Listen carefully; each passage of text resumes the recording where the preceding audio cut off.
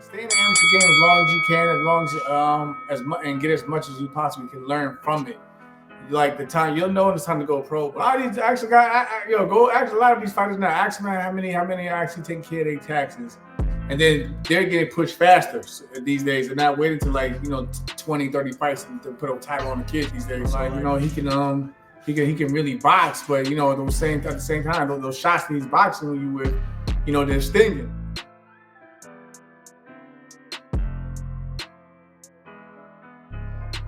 Yo, what it do, YouTube? It's your boy Chris from BWC, and now tuning into another segment of On the Ropes. Today, joining me is a good friend of mine, a former champion, a former Marine, a former sergeant, Jamel Herring. The dog, what's going on, big bro? What's going on, dog? What's going on? Same to you, man. Same last time we spoke was before the holiday, so Merry Christmas, Happy New Year to you and the family and everybody. Hey, same to you and yours, man. Same to you and yours as well. So talk to me. What's been going on since the last time? Talk to me, man. Nah, not much, man. No, I'm just trying to kick off the new year, in the right way, and that's just by staying really busy and active and doing certain things with my partner. Shout out to my man JC out in LA, and my other partner as well, Gary Gittleson. But I just been trying to stay, busy with my management, and also, strengthening my body to get back in the gym myself. So I want to basically kind of take it from the top, but obviously for people that don't know your story, I want you to start, with your journey, the early years, entering the Marine. Like, talk to the people. How did that? Oh man. You can break it down. We ain't gonna do it big, Yeah, nah. Like I said, I started boxing late. I started boxing. I was like 15 years old. Compared, others in the amateur system, kids started like 6, 7, 8 years old. Before they competing. But but I was a fast learner. My very first loss going back that far was my boy Danny Jacobs. So that tells you how way back then. So me like Danny and those guys who came up and around that era, we all came up around each other, especially in New York. But I like I say, a couple of years later, I had already enlisted into the Marine Corps. So I would say honestly, the bulk of my amateur experience in terms of getting to the Olympics and so on and winning national championships came while I was in the Marine Corps. That's why I was giving a lot of respect and praise to the Marine Corps in my own career. Starting boxing late, you didn't play any other sports? Nah, I played football. Football was actually my first sport. Like I said, I started when I was like 10 years old. So football was definitely my first sport that I tried. I was a receiver, running back, defensive end, and, safety. So yeah, like I said, I played football a lot up until high school because for my frame, I wasn't bulking up like that. So that's when I started playing other things like basketball. I did track and field and so on. So mainly a lot of sports that kept me athletic. When do you feel like, or when does a fighter should know that he's ready to go pro and ready to go take it to the next level? I feel like when you as an amateur when it's time to go pro, especially in today's era, because if you look at it, a lot of these kids a lot of these big promoters are signing now, they have a big amateur background, whether it's the Olympics or multinational champions. So and then they're getting pushed faster these days. They're not waiting to 20, 30 fights to put a title on the kid these days. So but they trying to get if promoters that you're looking for an amateur, they're looking for an amateur that has a hefty, amateur experience. So I would tell kids to continue building their resume, because that's what it really is. It's your resume. Your amateur background is your resume. So I would tell kids to keep stay in the amateur game as long as you can, as long as much and get as much as you possibly can learn from it. Like the time you'll know when it's time to go pro, but I always suggest that they should just stick around, a little longer at times, to get that bulk of experience and then move on to the next the level of boxing. So when you went pro in 2012, what was one of the things what was one of the harshest realities in the sport of boxing that you was like, wow, I never knew this was like that? Was it a part of the business or training? Just anything that was a harsh reality? Nah, there's a lot of things that you don't learn going into the pro rankings that you do need a good team around, especially when it comes with money and the way contracts are formed. I'm not like I said, I came in the game, signed under Al Heyman. I'm not saying Al was great to me, Al. I had a great relationship with Al Heyman, but like I learned a lot, like into pro games. It's not like a team like team sports where you have managements like that that's always keeping eyes and ears on everything. Like no, as you get higher, you got to start paying attention to a lot that goes on within your business and your circle, and you got to be hands on to it. Like I mean, thank God for me. Like I got a team that basically taught me to be how to be financially stable and clear. So like that's the main thing, because I see a lot of fighters, they come back because of things like, for instance, like taxes. A lot of these actually go ask a lot of these fighters now. Ask them how many are actually taking care of their taxes and doing it in a smart way, like turning their brand into like an LLC and so on. So like I think even like greats. You see like you hear the things with the greats, like guys like Pacquiao and such who had issues so with taxes and like that. There's things that like they're not going to teach you. These things that you're supposed to go out there and learn on your own. So you gotta build a good team that's looking out for you and not just looking out what's in your pocket. When going about picking trainers and coaches, what's one of the first things that you look at? For me, it was chemistry. It was chemistry. That was a starting point. There's a lot of great trainers out there, as we all seen. We'll see now. I mean, but like, say for instance, like they try to say that Robert Garcia and Anthony Joshua wasn't a good combination. But Robert Garcia is a great trainer, but they may just not have had the same chemistry. Like I said, Robert Garcia could do great by many others out there, you know what I mean? But I feel like, and it's not just about Robert Garcia. I think it's with any trainer. I think it comes down to, just having great chemistry for starters, and then getting on the same page. Because, like I said, anyone can sit down and speak boxing and try to show you things, but not everyone can teach it to you.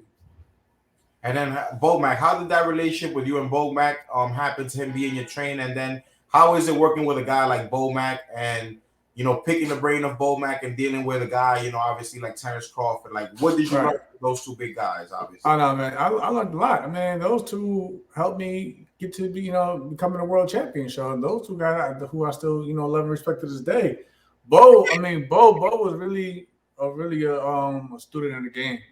He's really like he'll really break down things in ways and manners that, that's basically on your level or your language. And not to mention, you got guys like Red Spikes, who's another trainer over there, as well as Isao Diego. So that whole trio plus Blood, that's a lot of knowledge and different, and different styles and forms that help implement and build you as a fighter. So I remember last time we spoke, you had a lot of high praise for Tank. I went to DC and I covered the fight, and I'm pretty sure you watched it. What were your thoughts, man? I think right now he's at the apex of his career, big bro. He's at a different level. I know he don't got the strap, so people are gonna give it to Haney, but I really think he's the baddest dude right now, to be honest. No, I mean he's definitely one of the best in the divisions. And it's not taking away from guys like Devin, Lomachenko, and so on. Even like my man Shakur Stevenson coming up to the division. So the division gonna be loaded with a lot of talent. But Tank is definitely, he's definitely up there. He's definitely, regardless of what you may say about his resume, this and that third. But I seen like he showed different tools and dynamics in his last fight with Hector Garcia. And Hector Garcia isn't a pushover. Hector Garcia is a really good boxer in his own right. But like, Tank showed how to go to different levels, and then how to close the show as always. What I feel with Tank is, for a power puncher, he doesn't tend to rush things. He picks his spots, he's very patient. And I feel like that's what separates him from a lot of knockout artists. A lot of guys, they're coming to knock you out, but he sets things up beautifully with patience. He never looks like he's in a hurry. And right, yeah, exactly. Like he'll that's the scary part to his arsenal. Like he can really box, but at the same time those shots that he's boxing you with, they're stinging, and little by little. They're kind of wearing you down. So I think that makes a scary thing with his arsenal. He's not just going out there swinging for the fences. Like he's setting things up, and he's very good defensively as well at times. So talk to me. The best 3 moments of your career that you can never forget, that you'll tell the kids, that to this day you think about it, and you think to yourself like, I did that. That was me. What were the 3 moments? I said my best 3 was my pro debut. My pro debut. That was actually on the same day that Pacquiao had lost to Marquez. It was the same day, but it was on the Golden Boy card. Back in December 2012. My pro debut, my title win against Masahiro Ito, and then my knockout win against Carl Frampton. Are you a fighter that you like being on the road, or you prefer to be on the stage? So you'll fight anywhere as long as everything is right. No, I'll fight anywhere as long as it's right. That's just me. That's just come from basically being a Marine. Like I've been there, I've traveled everywhere around the world, especially whether it was for battle or competition. You know, I've been everywhere. So I mean, as long as everything is right and fair, I don't really care what the fight's at. All right. So obviously, in your last fight, it wasn't the outcome you expected. Did you, or were you retiring? Because they say usually fighters, they retire mentally before they do actually physically. So whether you won or lost that fight, do you think you were going to retire regardless? Nah, I don't think so. But I think a lot of things playing up to it was like on my conscience. Especially like I said when I said earlier about getting my body right. I was dealing. Every fighter deals with a lot. Every fighter deals with aches and pains and whatever in the quiet. So, like I said, I won my first world title. And when I fought Ito, I was having little aches and little pains from overthrowing my jab in that fight. That's why if you go look at that fight, I say around like 5, 6, 7. Those rounds I started slowing down my jab. But I think it was at the point when shout out to Jermaine, but when we was toe to toe and I couldn't keep up. You know what I mean? I couldn't keep up at times. I was just getting outworked, and I was just like, okay, you know, it wasn't so much like I felt like I was in pain and things. Just like, man, like my body is not reacting the way I wanted to react. So I was like, you know, maybe it's time to really, if I do even if I do squeeze out a win. You know, maybe I'm still maybe with time to still at least have a way to go get checked out. You know what I mean? Go get checked out because you know a lot of fighters really like say you see the Lomachenko and fighters in the past, Pacquiao, whatever. We all go through it. Especially I don't know what it is about southpaws for one, but I just named all like the number of southpaws. But like we all go through little aches and pains, no excuses. Like I said, a lot of fighters they fight through it because like I said, I fought through a lot as well. But I just thought, like, in terms of my family, everybody was like, maybe you need to really back away and then just get looked at it. So, like, for the past months, as so I've been trying to get like MRI. I've been getting MRIs and everything done, and it's actually, so I'm actually getting better after certain procedures. But it was a lot more if my body was able to keep up. Will continue fighting more than like I didn't want to fight anymore. Like I still want to fight. I love the sport, but it was more of like my body it wasn't reacting. Maybe should I get checked out or still really just step away from it if I can't if I can't heal from it. So like when a fighter takes a loss, do you think he should focus on the loss right after a fight, or maybe because I was talking with Benavidez Senior, when a fighter loses as a trainer, I gotta see where his head is and little by little test him and come back. I even told him, you know what, I think you've been working hard, take some vacations, some days off and come back. He decided he didn't want to go. So to me, that's showing me and that, he wants to continue. So when after loss, do you and Bomac go to the drawing board right that Saturday, or do you guys go like a Monday to the gym and just sit down with the unit, with the squad, and you guys just talk about what you guys should do or what should be the next step going forward? No, I mean for the most part, I've taken the loss to the team. Like I said, I speak for Bo, and the team is usually with you there through all the way. When you're going through it, making sure you're good mentally for one. But they're during as the weeks and everything go on, everyone's talking more and trying to get that groove again to get back into the rhythm of things. So like I think it's more of depending on who you are, though. Also, some people can eat, some people snap back quick, some people take time. You know what I mean? Depending on who the fighter is, but I think it all comes down just to having a good team and family dynamic around you to build you back up, and then it makes it okay. Let's look at the mistakes. Let's look at all the mistakes that we did last fight, and let's see how we can correct it and move forward. So this is kind of a fantasy question. I ask this to every fighter. So, what would be 3 fights you would love to have, or still have in your career to fight? At times I would love to have the Pacho fight after I beat Ito to unify, because he was the number 1 guy in the division. And, he was breaking down everyone.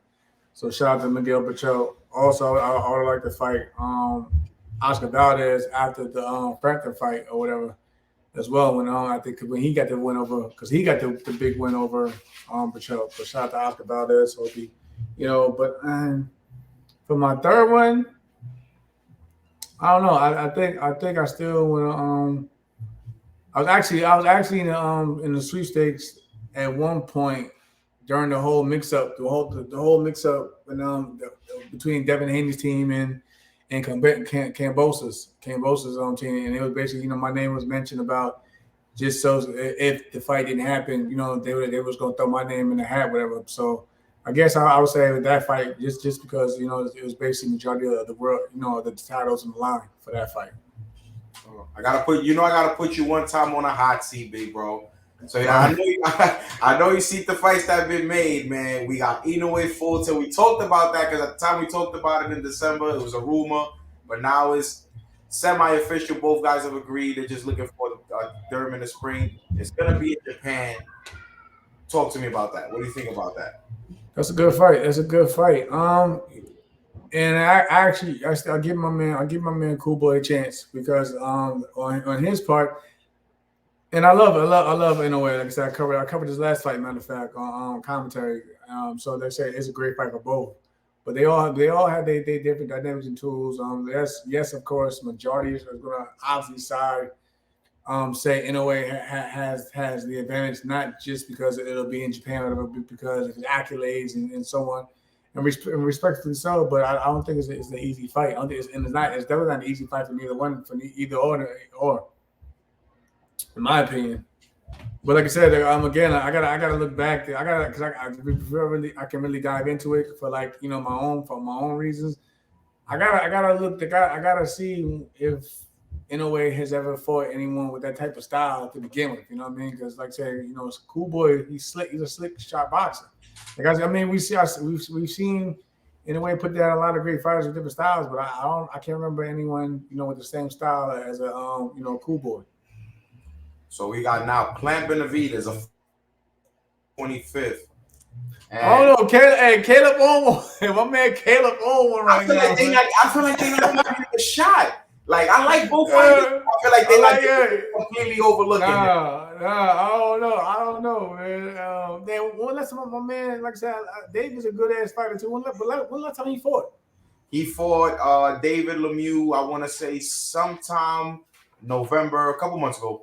Because so it was recent. Okay. I was making sure, like, because I to make the ring rust and things of that nature, they could play an effect. But right now, Caleb, when he I've known him for over like 10 years, man. We was actually teammates for the Southern Regional Golden Gloves team at one point back in like 2010. So that's how far. But like Caleb said, when he's determined, man, like, he really pushes himself and he really believes that he's that guy, which any fighter should have that mindset. But Caleb can make some positive people out here, man. When I was talking to Steve here this week, he said that obviously both it's a lot of bad blood, but bad blood with respect. How does a fighter deal when you actually really don't like this guy? Like, have you ever felt like, I really don't like this guy, can't wait to put pause on this guy? Like, nah, I never. It's crazy. I never even got that. Even with me and Shakur, when we had our little thing going, whatever, I still never got that. But a lot of that can work against you. That's why, for instance, my man Josh Taylor said he did that against Jose Ramirez with the jaw jack and shit talking the whole buildup. because he wanted to get Jose to be like, yo, I gotta get to this guy. I gotta get to him because and that played into the whole, saying Josh's favor. So like for me, it's like one thing, like if you do get upset and some things it will bother you, you gotta keep that under control. Because like I said, you can go out there tensing up, trying to look for everything, the big shot, and you might get caught yourself. And then obviously the other one, Errol Spence, he was given an interesting deal. So he's gonna fight Keith Thurman. I've been told hopefully April or May. He's gonna fight Keith Thurman at 154. He's still keeping the belts that he's unified at 147, but he's given 60 days after the fight to either make the Crawford fight or fight the winner of Stanionis and Virgil Ortiz. To me, I like Errol Spence, but it sounds like he can't make the weight because why not take the fight at 147 and then just continue your role at 147? No, I think he can. I think he can. I think he will for the right price. But I agree with you. I mean, Errol has even stated himself that that is getting tougher and tougher to make the weight. But so I feel as if he probably was taking it as, listen, if I ain't gonna make if I don't gonna make a title defense, and I have to make that weight, why not? I could make the weight. I could just fight, Keith Thurman wherever the next me and be comfortable instead of trying to squeeze down, for a fight that's not even doesn't have the belt on the line. So, I get it to that degree, but. I respect. I think it's going to come down to more of his decision on which route he goes after the fight. I mean, and he may just possibly stay at 154. Who knows? Do you think maybe this fight just doesn't happen? Maybe 10 years from now, you probably be talking to a couple of your people like, "Damn, it's fucked up. We never got that fight, man." No, I think the fight doesn't happen after this fight. It just doesn't happen at 147. It may still happen at 154. I'm pretty sure that Bud's also looking forward to moving up. Remember, he used to say he's willing to fight Jamel Charlo. So I think if it doesn't happen at 47, there's still maybe a chance it can happen at 54. And what do you think about Boots' rise at 147? Like he's steamrolling right now. People didn't really like his performance. I don't really get into that. Like Styles make fights at the end of the day. Just because you may have a slight off day doesn't mean that you're not what people thought you was to be or not a good fighter. Like I just think that just certain styles just don't cater to yours at times. There's a lot of times you've seen when. Even greats like Floyd, when he was Pretty Boy Floyd, he had some ugly fights, but that didn't diminish that he wasn't great in his own way. Just the style that he was fighting that night, didn't cater to him. Like for instance, when he fought Emmanuel Augustus, we all know he didn't make fight easy for anybody. So you can't really go off of that. I think you have to really go off on more of a body of work and a pattern, not just off of one fight. And just be like, let's fight them all. What is your eye test of a fighter? Like, when do you look at a fighter and be like, yeah, he's got it or he's gonna be it? Like, what are the things that you look for as a fighter? When they start stepping in the competition and actually going through some phase of adversity, in their path, they're calm and cool under pressure and they handle it and they get the job done. You know what I mean? When you start seeing fighters start struggling, they start climbing and they start struggling, whatever.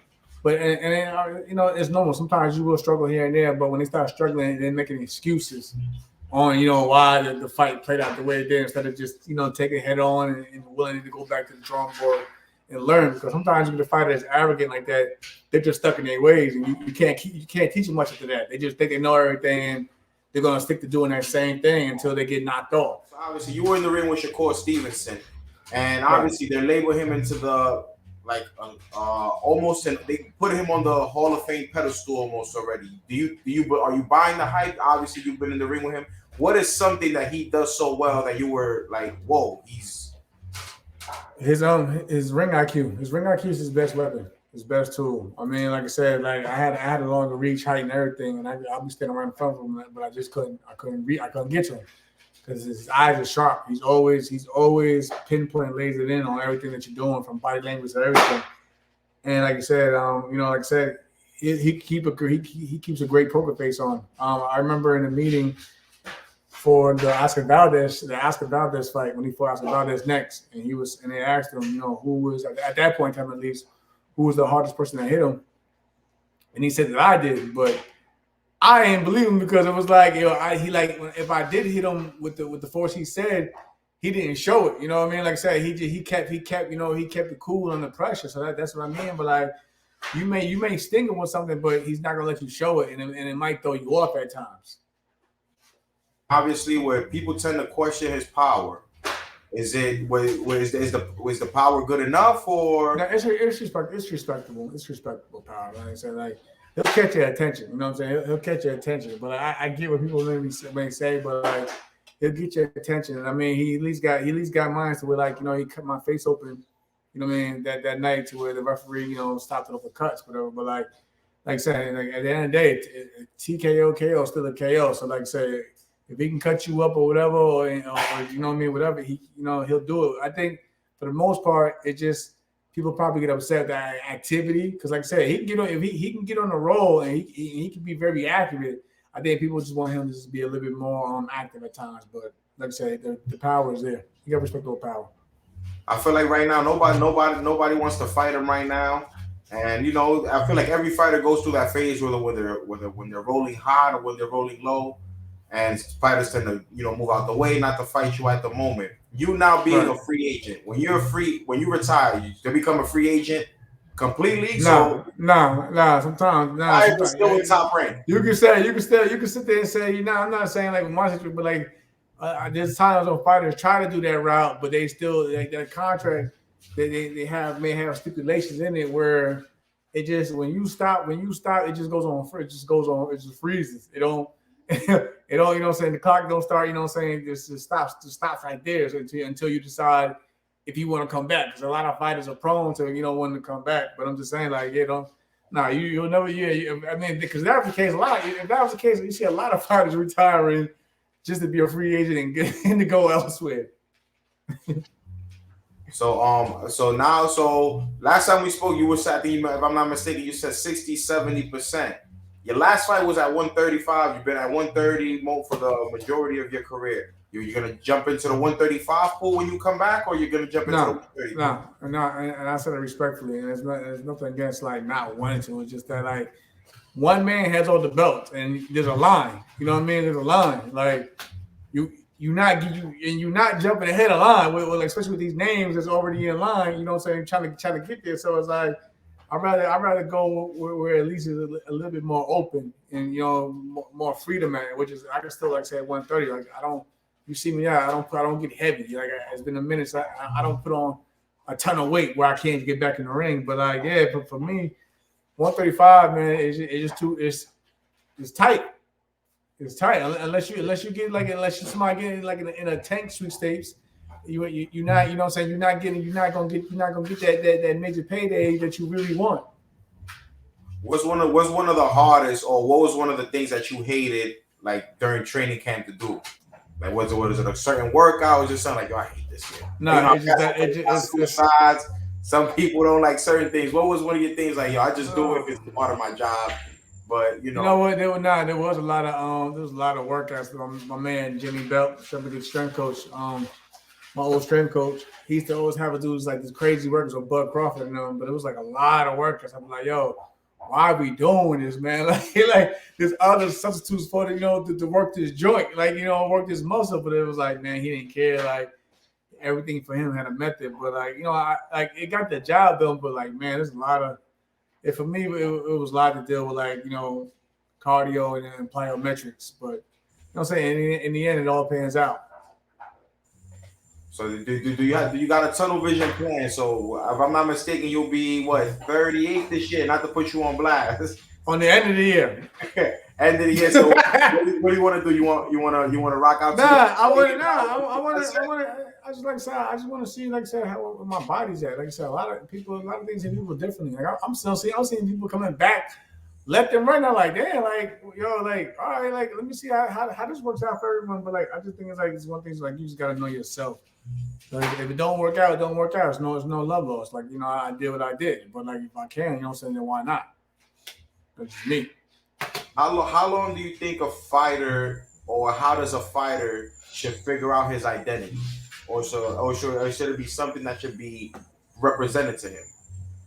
Nah, I think for the most part you find yourself, you find within yourself, at least in the pros, within the after that first year, you start molding into what you wanna get it, how you wanna see yourself as and portray yourself as in the future, whether it's inside or outside the ring. But like I think it should click on like that after that first year, especially if you've been busy that year. You should really start finding yourself after that first year, because that's when you really start planning out, okay, the next steps to each and every part of your career.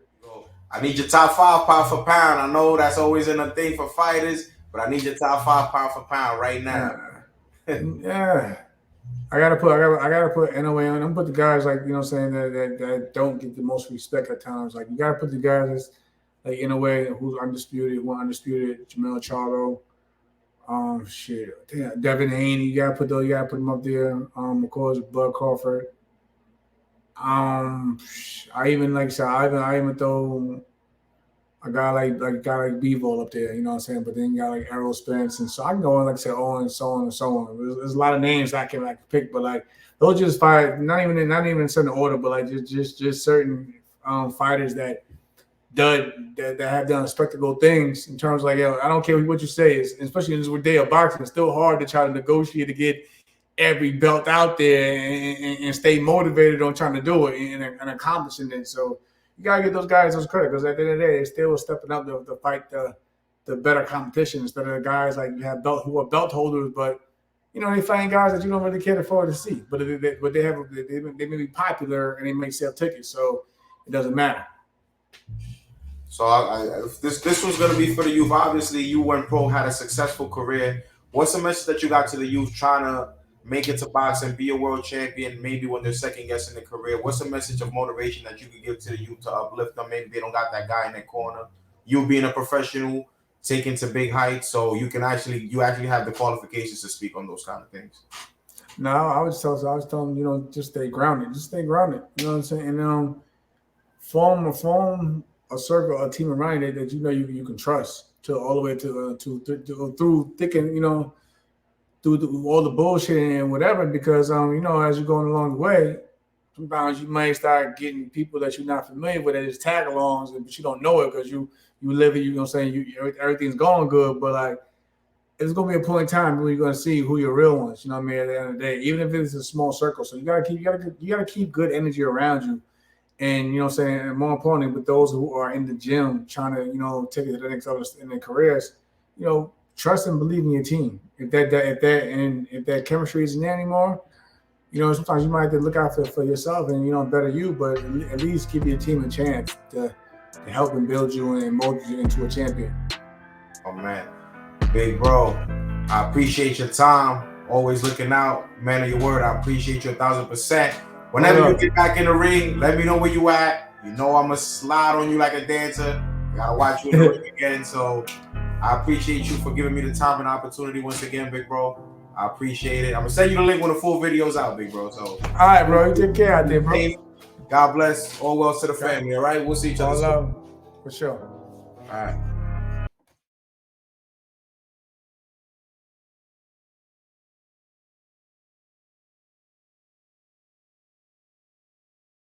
All right.